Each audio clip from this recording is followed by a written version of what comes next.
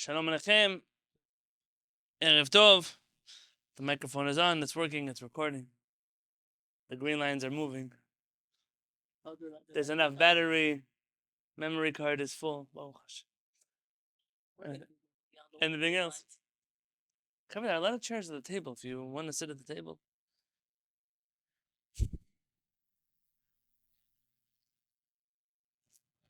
Tonight's shiur, it's Rosh Chodesh Elul. I figured we might as well discuss a little bit about Elul. Teshuvah. Elul has many different meanings aside from the pagan origin that it has. Our rabbis gave the word Elul many different other meanings. And we know that the month of Elul was given to us to do Teshuvah. And really, we should start already saying Selichot tonight. But why don't we say Selichot tonight? Because Rosh Chodesh. Right? Rosh Chodesh. The first of the Selichot that we say, and I have to tell you, I am not a supremacist of any Edah, of any one type of Judaism over the other. But what I will say is that you cannot argue with success. This is an important rule. The Selichot of the Sephardim are the most successful Selichot in the world. I'm just going to say it, period. By popular vote of Am Yisrael, the Selichot that we say for these 40 days, 40 nights, depending where you are Selichot that at the Kotel, those are the Selichot you're going to hear. In the army, those Selichot you're going to hear. On CDs that are coming out of Israel, the Selichot you're going to hear. And I'm not here to tell you that it's better, rather than why, the value that it has, aside from the tunes and the meaning. Ashkenazim have beautiful tunes also for Selichot. Everybody's beauty is in the eye of the beholder. Rabbani, don't look at me like that. I see. But what I mean to tell you is that in repetition is something very beautiful. You see, when you go to Ashkenazi Selichot, no matter which day of the week you go, depending on the day of the week you go, it's going to be a different Selichot. Sunday is different than Monday, different than Tuesday, different than Wednesday. Every single day you change the Selichot. And so nobody really gets the chance to learn Selichot. Nobody ever has a chance to really know the tunes and the words and what they mean. For us, when we open Selichot, every single time it's the same Selichot. What's the first of the Selichot that we say? If it bothers you, you could turn it on. What? Ben Adam alecha nirdam kum kera betachanunim. That's the first Selichot that we say. Now, in some communities, like in the Yemenite community and in the Moroccan community, the first Selichot right before that is Yashen al teradem. Also, don't sleep. Wake up. All of those Selichot are about waking up. Wake up. And that topic of waking up is what I came to speak about today. Before we go anywhere, in front of you is a copy of 2 pages from one of the many sefarim of Morenu HaRav Yaakov Peretz Kabbat Mishkavo. This particular book is about the matters of Teshuvah. We've looked at different essays here before. And he begins this particular essay with a quote from the Talmud, which I feel I should give you some context about. In Masechet Berachot, our HaShamayim have a major debate whether those who are deceased, people who are dead, do they know what happens in this world or not? Meaning, when they die, do they care anymore about anything that happens in this world? Now, obviously, some of the Chachamim say, sure they care. They know what happens here. Some Chachamim say, no, they don't care. They don't care what happens here. In fact, one of the famous teachings of one of the Chachamim, Amar Rabbi Yitzchak says, Kol ha-misaper acharei hamet, anyone who speaks bad about a person once they've already died, ki'ilu misaper acharei ha'even. It's like he's speaking bad about a rock. Does the rock care about your opinions or feelings about him? When you see, oh, what an ugly stone. The stone doesn't care. Meaning, when a person dies, they no longer care anymore what you say about them.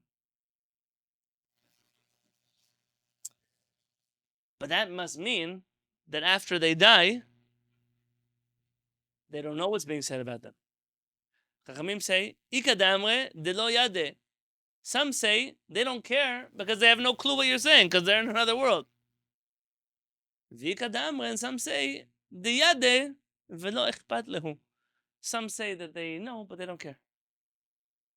Two kinds of people. People who don't care that you talk bad about them because they don't know that you're talking bad about them. And people who, even if you talk bad about them in their face, they won't care. There are people like that even when they're alive. You don't have to wait till they die. It's a very good midah. I don't have that midah, but it's a very good midah. My father has that midah. You can say whatever you want to say. It doesn't matter. If you're wrong, you're wrong. It doesn't matter. It's a good midah. It's not necessarily a normal human midah to have. You have to work hard for that one. Wait, the people are complaining about the Zoom connection. Can everyone hear me on Zoom? Yeah, okay. For the one who's not sure if it's working? I can hear you, but the yes, we can hear you. Try disconnecting and connecting again.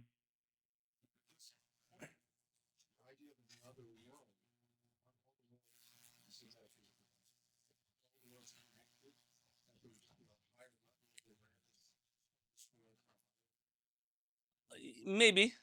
It is a metaphysical question, but the sense of, or maybe someone is in a world that is higher and therefore doesn't care what happens here. It seems to be that someone who passes goes somewhere better. Better? No, that's what the Gemara is talking about. I'm not here to stick my head in. I'm just telling you how we got to where we got to right now. I definitely do not have the answer to this question. I've never been dead yet, so I can't tell you. I mean, if you think in Gilgulim, yeah, but I've never been dead, so I don't know. Yeah. Oh, yeah, there's room on the table. You don't have to sit with the people who are in exile. So Chachamim continue. Chachamim say, but is this really the case? V'ha amar Rav Papa. Rav Papa once said, Ish te'e milta batre demar Shemuel. Somebody once said something bad about the Talmid Chacham, Mar Shemuel, after he died. V'nafal kanya mitilala, and a beam fell out of the ceiling. Uvaze'a le'arneka demoche, and it split open the casing of his brain. There's a membrane in his brain. They split it open. Meaning, seems to be he was punished because he said something about Mar Shemuel. Chachamim answer, Shan Teshuvah mirabanan. A person who is a Teshuvah mirabanan, the person who is a Talmid Chacham, the kucha berichu tava bikare. That a Kadosh Baruch, it's not about Mar Shemuel. He didn't care you said something bad about him. A Kadosh Baruch who cared you said something bad about him. Because of that, the beam fell out of the ceiling. Then now leads Chachamim to talk about Amar Rabbi Yoshua ben Levi. Rabbi Yoshua, the son of Levi, said, Kol ha-mesaper achar mitatan shel Talmidei Chachamim nofel b'gehenom. Anybody who disparages the memory of a Talmid Chacham after they die, they fall into Gehenom. And the Gemara brings us to all kinds of other conversations regarding the respect of Talmidei Chachamim. Now we were talking now all about Talmidei Chachamim who had already passed away. What about Talmidei Chachamim who are still alive? And so here, the Gemara quotes a Baraita that says the following: Tana dever Rabbi Ishmael. It was taught in the academy of Rabbi Ishmael. Im ra'ita Talmid Chacham she'avar avera balayla. By the way, the singular of Talmid Chacham, some say Talmid Chachamim. That's the proper Hebrew, and it seems the camp of the Rambam would similarly say that. Morenu HaRav always said Talmid Chacham singular, Talmidei Chachamim in plural. That seems to be also what's used in modern Hebrew, but that doesn't mean that that's what's correct. I'm just reading to you. Im ra'ita Talmid Chacham she'avar avera balayla. If you see a Torah scholar who does an avera at night, al teharher acharav bayom. Don't even think about it anymore during the day. Shema asa Teshuvah. Because maybe he's already done Teshuvah. Yeah, at night you saw him doing avera. Tomorrow morning, don't talk about it anymore because maybe he did Teshuvah. Yeah, sure, you do Teshuvah always. Yeah, you can't go to the Bedin at night time, but you good. That's because of something else. That's the Kabbalists scared of at night time. No, you're not wrong. Shema salka da'atach ela vaday asa Teshuvah. What, you think maybe he did Teshuvah? For sure he did Teshuvah. What do you mean, maybe he did Teshuvah? Talmid Chacham for sure does Teshuvah.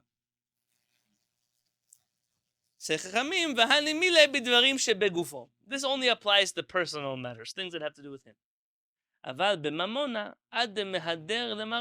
regarding money, you don't judge him favorably till he pays back the person that he took the money from. Okay? We're talking about averot. You see a Talmid Chacham at night, I don't know, eating something not kasher. Tomorrow morning, don't think about it. For sure he did Teshuvah about that. Not maybe. For sure he did Teshuvah about it. This teaching of Chachamim is going to bother HaRav Peretz. So just give it a moment. We're going to get there. Our Chachamim keep going in general about the respect of Talmidei Chachamim. Amar Rabbi Yoshua ben Levi. Rabbi Yoshua ben Levi says, ב-24 מקומות בדין מן הדין על כבוד הרב. On 24 different things, the Bedin excommunicates a person from the Jewish community because they've disrespected a Talmid Chacham. And these are, The whole Jewish community would be excommunicated at this point. unfortunately, HaRav Peretz always told me that no one speaks Lashon Hara but Talmidei Chachamim. For two reasons. One, Lashon Hara has to be true. And so once you start lying, it's not Lashon Hara anymore. It's already Rechilut, whatever it's going to be. And then second, he said, because everybody says, they're not really Talmidei Chacham. That's why I can speak bad about them. So nobody says Lashon Hara about Talmidei Chacham. That's usually how it works. This Gemara, that a Talmid Chacham, not maybe he did Teshuvah, for sure he did Teshuvah. It bothers HaRav Peretz. Where do you know that? Who says that Talmid Chacham is going to do Teshuvah? And so look with me on page Yud of this book. And like Rachel asked, the book is called Emet Yaakov. Netivot Bina, in general, is always going to be HaRav Peretz's sub-commentary on himself. He calls them Netivot Bina, so that's why on the top of the page we'll say that also. It stands for something if you don't know. I don't know. I don't think so. I think it just means he was really into Bina. Chokhmah. Bina was... I'm sure he, in his introduction, will explain it somewhere. In the later years, and most of his later books, it was just minor footnotes. In the early years, for whatever reason, occupied a bigger title for him. I don't know why.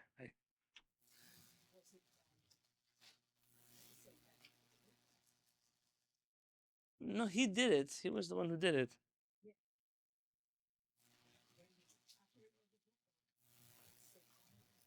I don't know. It's a good question, Chel.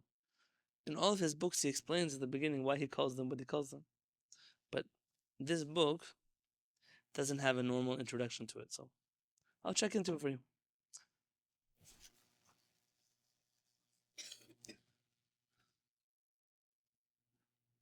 It just says, בספר, in this Emet Yaakov book, יש שני חלקים. החלק הראשון, נתיבות בינה, והחלק השני, הלכות יום הכיפורים. Nothing. It doesn't explain why. I'll look in his other books. I remember him writing about it. Amur chachamenu zichron levracha. Rabbis of blessed memory say, Tana dever Rabbi Yishmael. It was taught in the house of Rabbi Yishmael. אם ראית תלמיד חכם שעבר עבירה בלילה, אל תהרהר אחריו ביום, שמא עשה תשובה.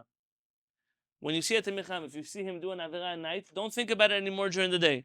Why? Because maybe he did teshuvah already. שמא עשה תשובה. שמא עשה על כדעתה. Maybe he did teshuvah. אלא ודאי עשה תשובה. Rather, for sure, you know that he did teshuvah. Certainly.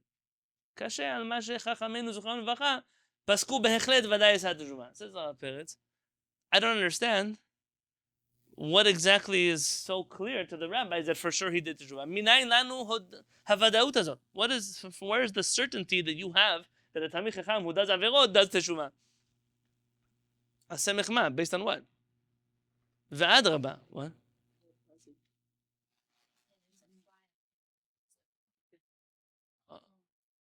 It might be a B. Every once in a while you get a random, yeah. Technology. Now everybody's going to be paying attention to the Gilgul over there. We spoke Gilgulim, now we came to visit that. Asemachma, based on what? V'adraba, hare lefanenu avar avera v'dai. We saw him for sure. In our eyes, we saw him do an avera. Yeah, I mean, it's not something you're judging someone favorably. We saw him do an avera. Yes? So, on what grounds do I say, let me ignore what I know for sure to believe in something that I don't know for sure at all? If a person does an avera, and it's something that we see, and it's something they did in public, and then obviously it's an avera that they do. And we say you saw Tamicham do an Avera, not a mistake. It doesn't mean make a mistake once, I'm sorry right away. It's a person who did an Avera, and you see it's an Avera. So we're not assuming. Here we have to know for sure. We know for sure. Give me an example of an Avera you know someone did for sure. Okay, you see him. Like, but you see driving Shabbat, maybe he's driving someone to the hospital. We have to know. So let's see, you see him lighting. Okay, Lighting his cigarette on Shabbat. Lighting his cigarette on Shabbat. Okay, nobody's gonna say he's doing it for pikuach nefesh, okay? Because you're just gonna die from a cigarette anyway. Yeah. And if you see him lighting a cigarette and you know he's a smoker, I can't even say that. My brother was in yeshiva of a different group of Jews I can't speak about. Over there, they smoked. The rabbi, the Rosh Yeshiva smoked. It was like a chimney. I don't think he ever stopped smoking. Like, he was just always smoking. Even in the building, in the Beit Midrash, he smoked. Remember those days? And I remember the little kids. My parents took me there, and we had to ask him permission to take my brother out of yeshiva for his birthday, to take him to a restaurant. And I guess he wanted to give me a bracha. So he grabbed my cheek, and he went like this. Exhaled all of that in my face. You should grow up to be a Talmud Chacham, or something like that, crazy thing like that. Now, all I remember my whole life, that they called him the Rosh Yeshiva, but all I remember about him was like, it was like Santa Claus who was smoking. That's all I remember from my whole Lo Yuman Ki Supa. Later, when I went to Baltimore, one of the early Rosh Yeshiva in Baltimore, he died from smoking. It was like back in the day when smoking was still healthy, and they found out he got sick. Ever since then, the rule in the yeshiva was there's no smoking. Now, you might think, well, that should be obvious, no? There are many yeshivot where smoking is part of the culture. Still today. Yeah? And by the way, in Israel, I don't want to say, in Israel in general, smoking is a different, in America, it's a lot more taboo today to smoke than it is in Israel. In Israel, it's getting better still, but not perfect. In the religious community, it's not even a normal situation. In Baltimore, it was just not a thing. Like, it just didn't happen. If people did, they would sneak away off the campus to go hide it, and they change their clothes. It was like a... When I remember coming to Israel, it was... And then in Yeshiva, by Rav Peretz, his whole attitude was like, if you smoke, why are you here learning Torah? Like, what is the... Anyways, you're killing yourself. So what... Now I'm publishing a book of eulogies on Rav Peretz. I'm almost done. Remember, it's this close. I've been working on it like crazy for the last few weeks since he passed away. In there, one of the students of Rav Peretz shares the story. I like the story. Once they, they used to do these events, like after the shiur, so somebody's grandmother passed away, they wanted to do an askara or something. So they would bring like borekas and sodas and cookies and candies and all that. And Peretz sat there and he said something like, is there any real food anywhere? Like, somebody went to go get him some whole wheat bread. Peretz always says, or whole wheat cookies. So the guy would always come in the back. But he said the guys picked up Coca-Cola in the cup. And Rav Peretz said, you can't say a bracha on Coca-Cola. How do you say Shakon Yam someone's going to kill you? It was very takif about these kind of things. I'm embarrassed about. He said once after 120 years, he said everyone is going to go to Bedin Shel Mala, and every time you ate a store-bought borekas that has thousands of layers of artery-clogging margarine inside of it, like this he would say, thousands of layers, said you're going to have an avera for every one of those borekas that you ate. He said, just get ready that when you stand Bedin Shel Mala, there'll be no excuse that you went to some askara and you said Borei Minei Mezonot and something that's going to kill you.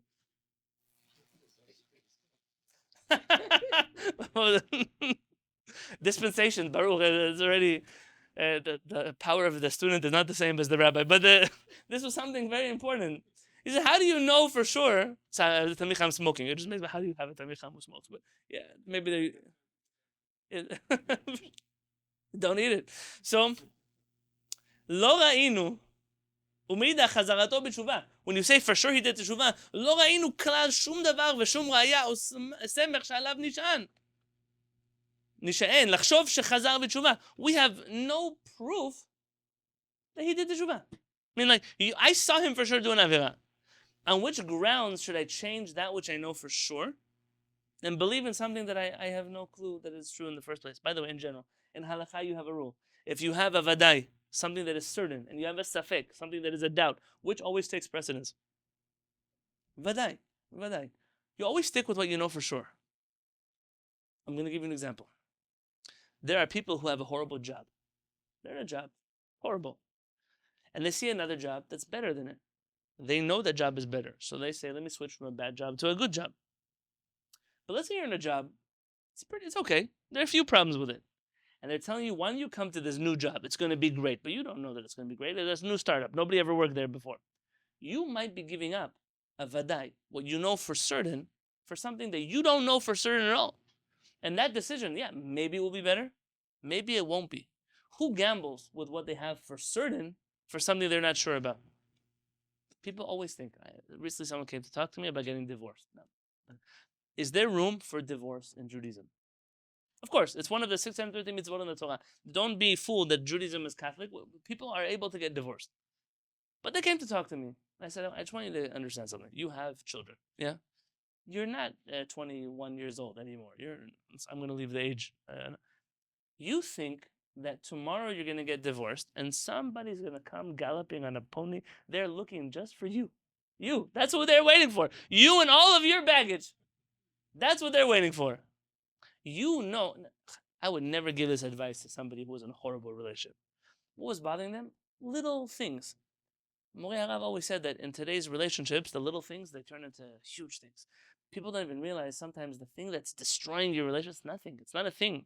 There are things that destroy a relationship, but that's not one of them. That doesn't matter. It matters to you, of course, right now, but if you put it into context, it doesn't matter. And I told him, you think that tomorrow your life is going to be better than it is today. But let me explain to you something. You know one thing I can tell you about getting divorced? There's no such thing as a divorce. Especially if you have children. Nobody is ever divorced. You just end up parenting those children with a person that you're not even married to anymore. I mean, when you were married to them, you could fight and slam the door, and now you can't do anything. What are you going to do now? You have to see that person every single Wednesday or Friday or whatever the custody changes over, the summer vacation, PTA meetings, whatever it is, all the time, you're going to see that person. That's what happens. That's what happens. So then did you really divorce them? You didn't divorce them. You're still going to suffer from them. So don't think that tomorrow is going to be better than today. Now, if you still know all of that, and you say, you know what, but that is much better than what I'm living today. Fine. That's when halakha says, okay, so you have to make the decision that worse is better than, I get it. But just like that, you never give up something that is certain for something that is maybe, ever.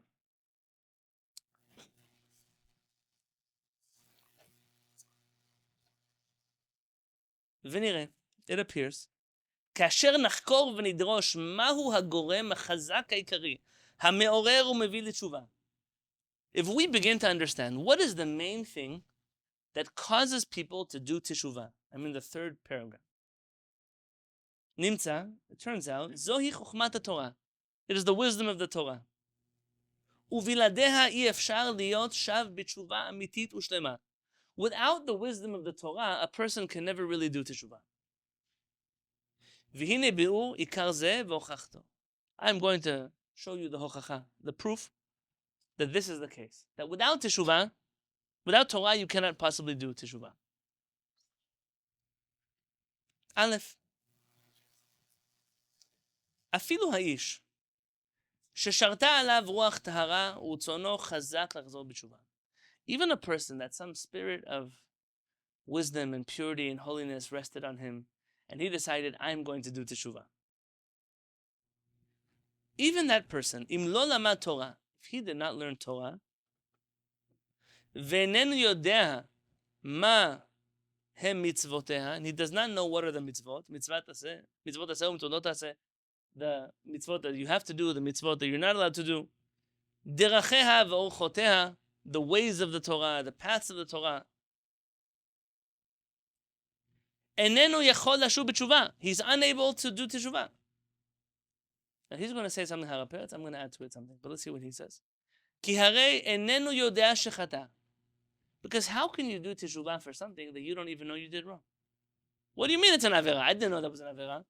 Of course you didn't know it was an avera because you didn't know anything. How are you going to do Teshuvah for something you don't know? ולפי מחשבתו זך וישר פעלו. According to his mind, the things that he's doing is right. I thought that what I was doing was a mitzvah. Now you're telling me it's an avera.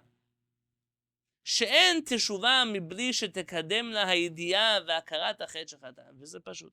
It's obvious, says HaRav Peretz, that you cannot do teshuvah for something you don't know to do teshuvah for. So if you're ignorant, you cannot do teshuvah. The only way to do teshuvah is by knowing the Torah itself. I'm going to add to this one more level, and that's, in our generation, Chacham Yosef has a book, Anaf Etz Avot. Anaf Etz Avot is a commentary on Pirkei Avot. Chacham writes that in our generation we have a special idea that people do teshuvah, and they do teshuvah out of complete ignorance. They don't know what mitzvot are. They don't know how halakha works. They don't know how religion works. They don't know so many things they don't know. And they cause a lot of damage in their relationships with their wife, with their husband, with their children, with their parents, with... Yeah, a lot like that. If I had $1 for every stupid TikTok video I've watched of some strangely religious couple or individual trying to share with the world what Orthodox Judaism looks like, and if you don't know what I'm talking about, you are very blessed. It's bad enough that you're stupid. You don't also have to film it and then share it in English with all the goyim of the world, so now they know that think the rest of us are stupid also. How little Torah do you know that you think that what you're saying is accurate? It's an accurate portrayal of the way Jewish people are supposed to live their life. Torah, Teshuvah, when attempted in ignorance, is only going to hurt a person. It's not a normal way to do Teshuvah. You have to know, by the way, in every person's life, you have to know how to weigh things, how to value things, to make priorities. Morenu HaRav always said that most people's problems in life is not they don't do good things, they don't know how to prioritize the good things they do. You don't know. I was once at an event, and the person was so busy with the centerpieces, like the tables, they didn't set up the rest of the event. So when all the guests came, there were beautiful centerpieces, but the food wasn't there, and the chairs weren't there, and the table. So what's the point of all the centerpieces? You missed the whole point of the event. You focus on the cherry, but there's nothing to put the cherry on top of. In life, people don't. You always have to make choices between mitzvot. Mitzvah of respecting your parents, the mitzvah of being married, the mitzvah of going to the Beit HaKnesset, the mitzvah of praying on time, all kinds of mitzvot. You don't have to calculate what is more important than the other one. Avirot. You sometimes have to choose to do an avirah. Everybody does avirot. You have to ask yourself a question: is this avirah? If I'm going to choose avirot, which one is worse? I have to cook on Shabbat. Lo aleinu, somebody's sick. They're not going to die. They're sick. I have to feed them. What's the best way to cook on Shabbat? Is cooking on Shabbat forbidden? Yes, of course. But there are different ways of cooking. Somebody who cooks on a fire outside is not the same as somebody who cooks on a microwave inside. It's not the same. And therefore, a person has to know halakha well. You can't possibly do teshuvah if you don't know that religion which you claim to be returning to. And this is perhaps the most frustrating part of the Torah that we learn, especially that which we learn here. As the Torah, Chacham Faur once said in his book, Torah is not for dummies. It's not a nice thing to say. People don't like we snob each other out. We're not snobbing anybody out. The Torah demands from you to be intelligent. There are a lot of religions in the world for stupid people. That's fine. We're not fighting with any religion in the world. But if you want to join this one, the one thing you have to do Teshuvah for is, Mechimat Peti. The Torah makes people smart. That's assuming they're learning Torah. If you see someone learn Torah and they become even more stupid, then you know it cannot be Torah. Because the Torah says it's Mechimat Peti. Very good. It's a good pasuk. Yeah? Let's continue. Point number 2. Amru Chazal. Our rabbis tell us, Barati Yetzer Hara, Barati lo Torah Tavlin. Masechet Kiddushin, our rabbis say, I created the Yetzer Hara. I created the evil inclination. And I made a medicine that will heal the evil inclination. What is that medicine? The Torah. The Torah. Rabbi Moshe Chaim Luzzatto, in his book Mesilat Yesharim, and if you should know, HaRav Peretz once said that if he'd have to go to a deserted island and only take a few books with him, he would ask for a Tanakh, Shulchan Aruch, and a Mesilat Yesharim. Now, the reason why some of you might have the feelings you have about Mesilat Yesharim, because you never learn Mesilat Yesharim with HaRav Peretz. You learn Mesilat Yesharim with people who use that book all kinds of strange agendas and unusual approaches to Torah. But even for those who are not Mekubalim, you can appreciate so much of the wisdom that is found in the book Mesilat Yesharim. And he says the following, Upashutu, Shim habore lo bara lemaka zo ela refuah zo, that if HaKadosh Baruch Hu tells you that the medicine for this disease of Yetzer Hara is Torah, אי אפשר בשום פנים שירפא האדם מזאת המכה בלתי זאת הרפואה, then there is no other medication that will heal this disease. If there's one type of medicine that heals one type of problem, then you can't take the wrong medicine thinking that it's going to heal the problem. ומי שיחשוב לנצל זולתה איננו אלא טועה, ויראה טעותו לבסוף כשימות בחטאו. Says Rabbi Moshe Chaim Luzzatto that a person who tries to heal their Yetzer Hara with another medication, someone's throwing things, with another medication, they're going to find out the hard way when they die that it didn't work. אך אם הוא עוסק בתורה, בראותו דרכיה, ציוואיה והזהרותיה, הנה סוף סוף מאליו יתחדש בו התעוררות, שוויהו אל הדרך הטוב. If a person tries the medication, the medicine that is Torah, and he feels the Torah healing him in his ways, and he becomes exposed to the Torah, he will see already that the Torah has healed him in so many ways. This is very nice. The question is, why does it work? Why does the Torah heal the Yetzer Hara? I really want to do something. I want to do an Avirah. So what does the Torah help me? So HaRav Peretz quotes from the Igeret Musar of Rabbi Israel of Salant. Rabbi Israel Salanter, I taught you a shiur here once about Rabbi Israel Salanter. I think, Baruch, I feel like it was in the days where you still were filming. I wanted to title that class, Will the Real Rabbi Israel Salanter Please Stand Up? It was from the writings of Rabbi Yehuda Leib Fishman Maimon, Alav Shalom. And he spoke about the Rabbi Israel Salanter that nobody talks about. Rabbi Israel Salanter was recreated by certain figures in the Musar movement as this harsh, Lithuanian rebuking rabbi with awful. Rabbi Israel Salanter could not be the exact opposite. If I were to tell you, I'm Sephardic, I can say from the outside what I'm going to say. That Rabbi Israel Salanter was a gift to the non-Hasidic community, like the Baal Shem Tov was to the Hasidic community. Was a very, very special person. In fact, one of the things that Rabbi Israel Salanter very much struggled with was all of the separation that was going on in the Ashkenazi community of his generation. Particularly the separation between the Orthodox and the Reformers. This bothered him very much. I spoke with him also. No, but that wasn't the first time. No, like many years ago. Rabbi Israel Salanter said if it was up to him, he would have never let anyone leave the Kehillat. You want an organ in the Beit HaKnesset? Fine. You want stained glass windows in the Beit HaKnesset? Fine. Fine. Let's do everything together. Together, though, we'll learn Torah. We'll do our ride. We'll come back to be together. But the separation of Am Yisrael is horrible. So it's going to lead us to a place where we'll be almost two separate nations. And I think that you already see that place in so many ways. Rabbi Israel Salanter writes, "Hanisgav va'ikar b'shimush refuot haTorah letachluei hayetzer." The main part of using the Torah to heal the sickness of the Yetzer Hara, hu lilmod be'oz v'yun amok hetev dinei ha'avira atzma, is to spend a significant amount of energy studying the laws of the Avirah that you are busy doing. You have a problem with Shabbat? Learn very seriously the laws of Shabbat. Not like read the laws of Shabbat. Learn about Shabbat very seriously. Halacha im kol sifeha. Learn the halacha with everything that comes out of it. All the details, all the subcategories, all the books attached to it. Ki zeh halimud. Because this type of learning oseh kinyan chazak b'nefesh, causes for something very strong to be acquired in the soul. Liot ha'avera merucheket mimeno beteva. It causes naturally for the Avirah to leave him alone. Okay, how does that work? Let's explain the mechanism of how that works. So number one, learning Torah is the way to heal the Yetzer Hara.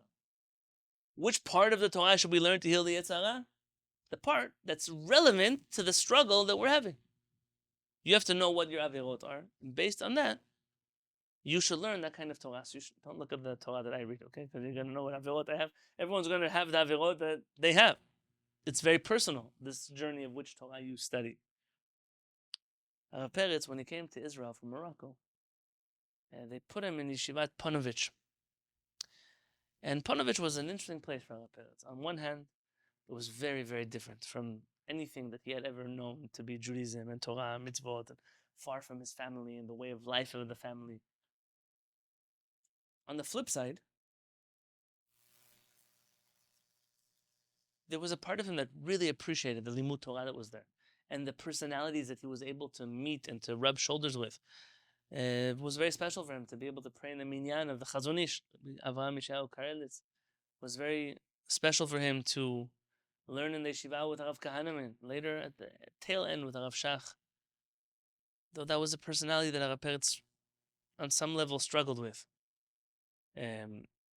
Ultimately, Rav Peretz spent a significant amount of time in the shiurim of Rav Eliyahu Dessler, alav shalom, who wrote the book Michtav Eliyahu, also known in English as Strive for Truth. You might be familiar with that book. Rav Peretz didn't know Yiddish, and he was sitting in Rav Dessler's class, and he would have someone next to him translate the shiurim. Rav Peretz was very, very, very, very deeply connected to the Torah of Rav Dessler. In fact, I remember once one of the Talmidim of Rav Peretz talking to Rav Peretz about the writings of Rabbi Eliyahu ben Amozeg, which we're spending now every Shabbat studying.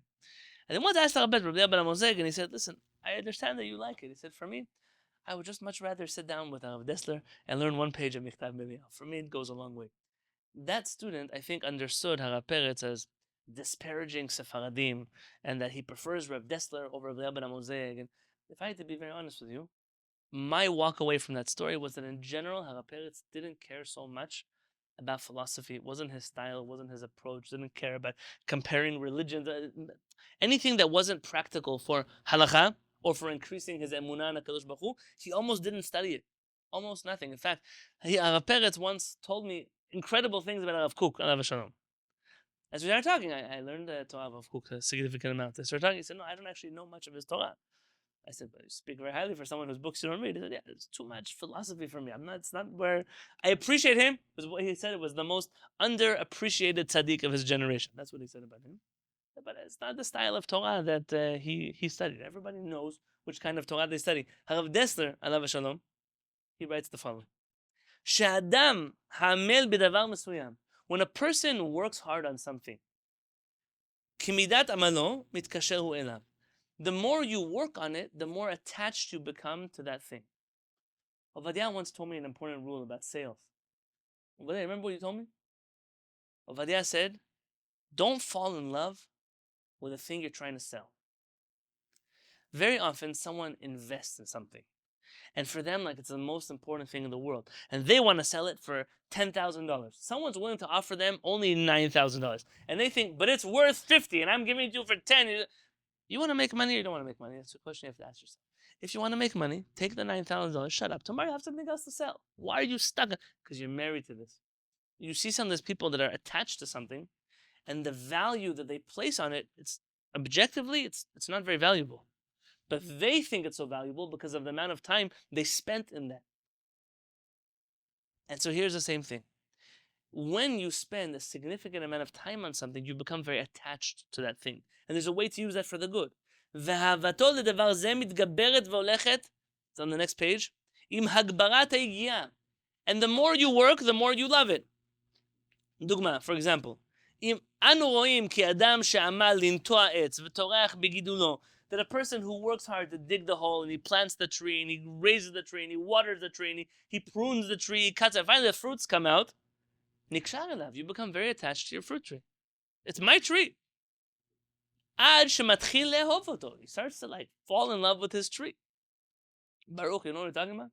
Yes.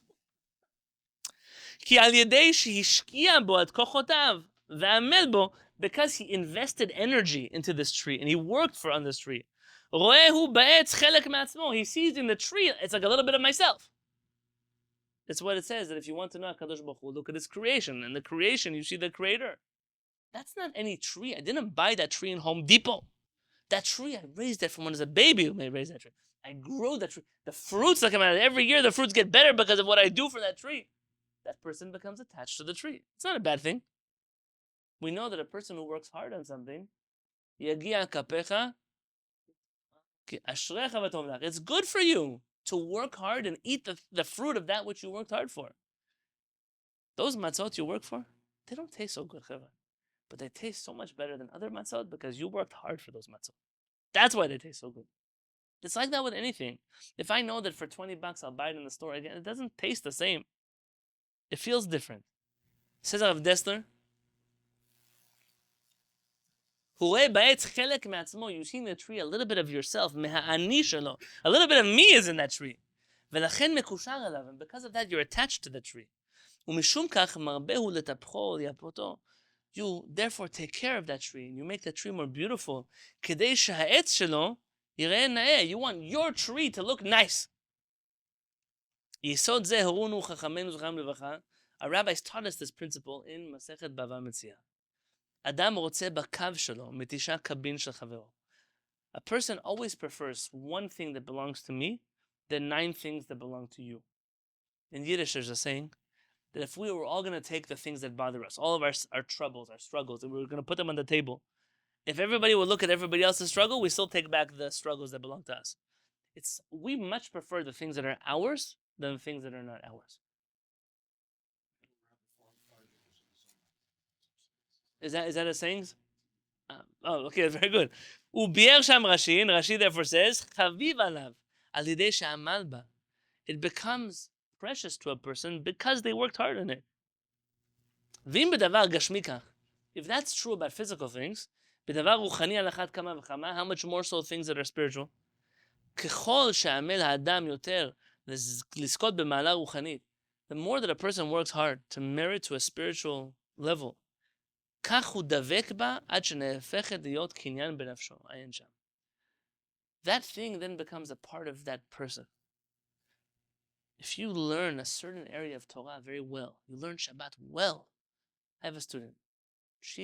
Her whole life is about tefillah. Anything you talk to her about, she knows the books on tefillah, halachot of tefillah, hashkafa tefillah, kabbalah of tefillah, whatever, tefillah. And when you see that person pray, you know, wow, she really prayed. That's her mitzvah. That's her mitzvah. You see some people, for them it's tzitzit, for them it's Shabbat, for them it's something, kibud avayim, for them, everybody has that mitzvah. And that mitzvah, if you own it, it becomes yours. And so when we say that Torah is the greatest medicine for Yetzer Hara, it doesn't mean you're going to go to the Beit HaKnesset and you're going to learn some Torah and poof, you're going to become a better person. It's not what it means. It means that if you find the part of the Torah that is relevant to the averot that you are struggling with, that's going to be the best way to heal that part of your Yetzer Hara. It's important. From here, though, you learn something else, if I could tell you. Have you ever heard a Talmid Chacham who talks about a certain averot a little too much? You heard something ever? A little too much. They're obsessing over certain averot. I would say judge them favorably, but don't judge favorably. Judge them this way. Usually, people speak about the things that they're obsessed about. Usually. That's why you also find certain politicians who lobby for certain things, and you find, their secret life was all like that. Why? It's very much connected to each other. The Kabbalah is taken a step further. I once wrote an article I never published about the Kabbalah behind this of sometimes it's not even this life. Sometimes it's subconscious, something they did in a previous life. Now, I didn't go that far to tell you, but I'm telling you in general, you see someone obsessing over something, it's because they're struggling a lot with that particular issue.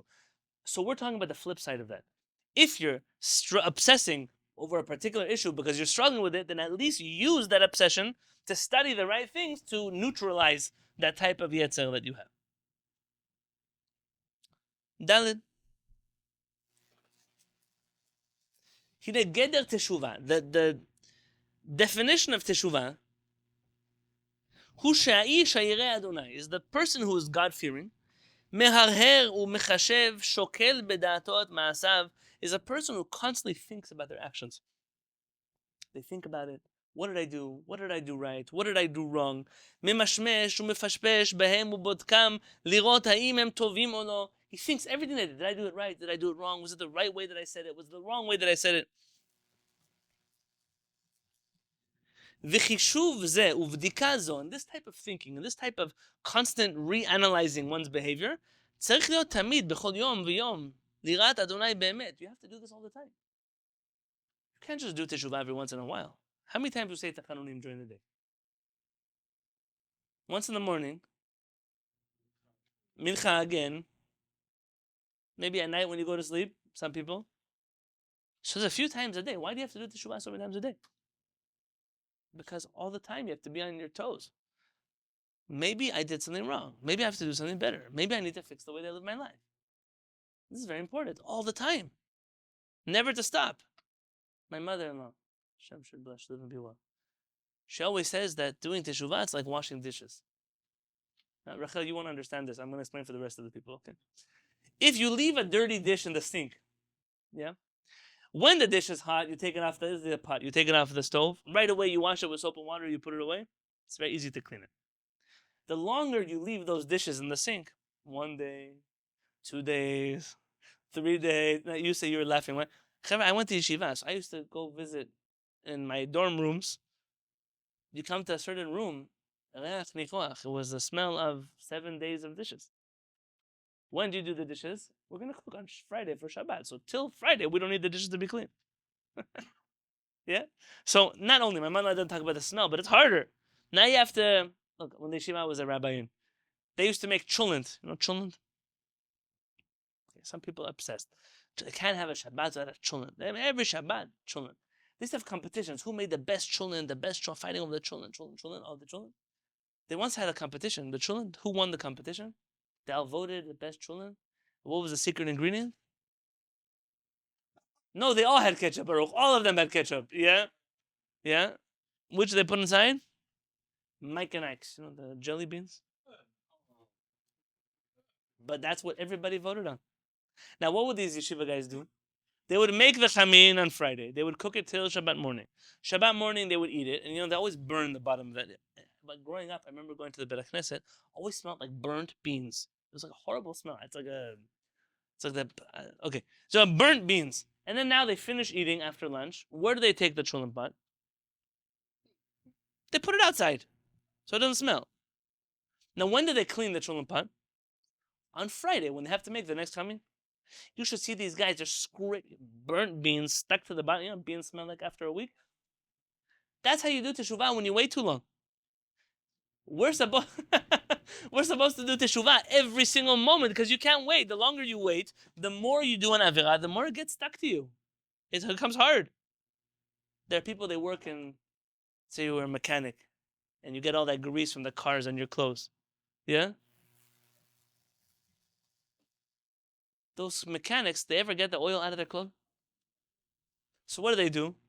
They just leave the clothes. They wear the same dirty clothes. They leave them there. They come home. But sometimes your arms, your face, your hair, I had a friend who used to work in a restaurant, kosher fast food restaurant, where everything was deep fried. Everything. There's a summer restaurant, amusement park. Fried chicken, fried potato, fried ice cream, fried pickles, okay.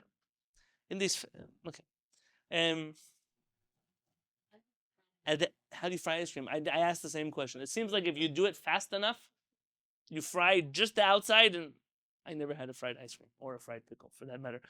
And at the end, they told me that because of the oil, their clothing, it was horrible stench. There's nothing they could do to clean. So they had work clothes. They just left the clothes, including the kippah, left at work. And at the end of the summer, they would light a barbecue, like a bonfire. The clothes would go up in flames because of all the oil that was inside of their clothing. People eat that. So here he's saying that the more you wait, the harder it is to do teshuvah.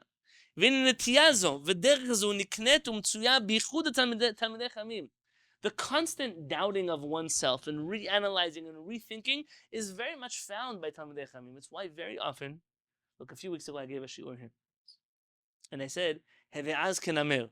You should be bold like a namer. And I said, you could call it a leopard, you call it a panther, whatever you want, namer. So on YouTube, someone wrote me a message saying, listen, the rabbi didn't know that namer means leopard. Okay. I'll explain to you very simply. You think I don't know that namer is leopard in modern Hebrew? Of course I know. The problem is that numerous chachamim have debated the identity of the rabbinic namer. When the rabbi said namer, what did they mean when they said namer? And so because of that, I don't have a personal opinion which of those opinions namer should be translated. And so what did I say when I gave the shiur? I said, listen, you could translate namer however you want to translate namer. I'm just not getting involved. Very often, though, that is perceived as you're not sure about something. Because fools speak with a lot of confidence. They know everything. Yeah, everything they know. The people who know more usually are a little careful about what they say or when they say it, how they say it, the way you word something is very important. Talmidei Chachamim, they know to constantly reanalyze things. Mishum shekach hu shitat halimud v'yuna talmudi. Because that's the way the Talmud is taught. It's questions and answers and questions and answers and proofs and then disproving the proofs and bringing another proof and arguing with that proof. Who else learns like that? להקשות ולתרץ, להביא ראיה, לדחותה, משא ומתן, בירור אחר בירור, verification after verification, proving things, ומי שלמד תורה והשתלם בה, and somebody who learned Torah well, נקנית לו ונעשית לו כטבע. It almost becomes basic for them, basic nature, to constantly review critically everything that they study. לשאול, to ask questions, ולדרוש ולחקור על כל דבר, about everything, not to take anything at face value. במאזני השכל, התבונה והדעת, ולפיכך אם קרא ונכשל תלמיד חכם ועוד עבירה, ועבר עבירה. תלמיד חכם, therefore, does an עבירה, חזקה גדולה היא. It's a big likelihood, ודאות גמורה, almost certainty, שעוד באותו יום ירהר ויחשוב על מה שעשה. That in that same day, he's going to reconsider his actions. וישקול אותו בשיקול הדעת והתבונה. He'll weigh it in the proper way, scales. כדרכו וגילותו תמיד לשקול ולבדוק כל דבר. כך ינהוג בזה. The same way with everything he acts, the same way with his עבירות. והורי תשובה יעלו בו, ויעוררוהו, ויתונן על חטאו ויתחרט ויחזור בתשובה שלמה. And therefore, when he reanalyzes, he'll do teshuvah. לפיכך, אל תהרר אחריו, כי ודאי עשה תשובה. And that's what our rabbis mean when they say, don't think that a Talmid Chacham maybe did Teshuvah. For sure a Talmid Chacham did Teshuvah, because the whole nature of a Talmid Chacham is never to stay still, but to always be working and thinking and reanalyzing and reassessing. And somebody once reached out to me here, in one of the shiurim on Zoom, and they said, I was listening to a video of yours. Could it be from 2013? I said, you said something there, and it sounded it doesn't sound like something you would say. I said, that's right. Something I would have said in 2013. Something I wouldn't say today. I'm not embarrassed to tell you that we all grow and we all change and we all have our eras and our phases and things that we are more into or less into, or ways we've thought about something and then we've corrected or updated or changed, maybe downgraded. What the famous Patan say? Something's changed, not always for the better. Said, you know what I'm thinking about. That's very good. So that's and therefore the last paragraph HaRav Peretz said, ולאור כל הדברים, based on everything we said here, התבאר מה שהיה מרגלה בפומי דרבה לאמור. There was something that was very commonly said in the mouth of Rava. תכלית חוכמה, the whole purpose of wisdom, תשובה ומעשים טובים. Doing teshuvah and good deeds. כלומר, what does that mean? שהתכלית, the whole purpose of wisdom, שהתכלית, מגמה או מטרה לה מביאה חוכמה, היא התשובה. What brings about wisdom is teshuvah. Meaning teshuvah, wisdom brings about teshuvah, כאמור. וכן יובן היטב מה שכתב בספר שערי תשובה. And you'll then understand what is written in the book שערי תשובה. What does it say שערי תשובה? ולא ימצא אחור התשובה זולתי בעמי הארץ. איחור התשובה.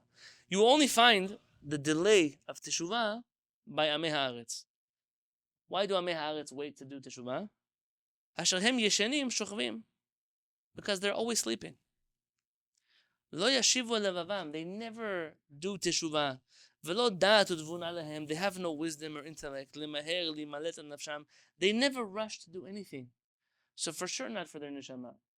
One guy once told the rabbi, why do you care that I do avirot? I don't care that I do avirot. Of course you don't care you do avirot. That's the problem. The problem is you don't care. The problem is in general you don't care about your life. Amei haaretz are defined by people who don't care about their education. They don't care about their olam haba. They don't care about anything. And therefore, of course, they don't do teshuvah. When he says, Ben Adam alecha nirdam kum kera b'tachanunim. Why are you sleeping? Wait a minute. I'm awake. Look, I'm here in the Beit HaKnesset. It's not asking you why you're falling asleep. You shouldn't be falling asleep. That's for sure not. But what do you mean? Yashen al teradem. Why don't fall asleep means don't let your neshama fall asleep. Don't ever stop. Don't ever stop. They say that sharks, I don't know if it's true. Sharks, they can't stop swimming. If they stop swimming, they die. Something like that. Did I make it up? No, I made it up. So I'm good. There's a type of shark. There is a type of shark that what? That can't stop swimming, or it will sink, and it can't start swimming. Okay, very good. So then we're those type of sharks. Okay, we're those type of sharks. A person has to know the definition of being a Talmid Chacham is a person who never stops. Ever.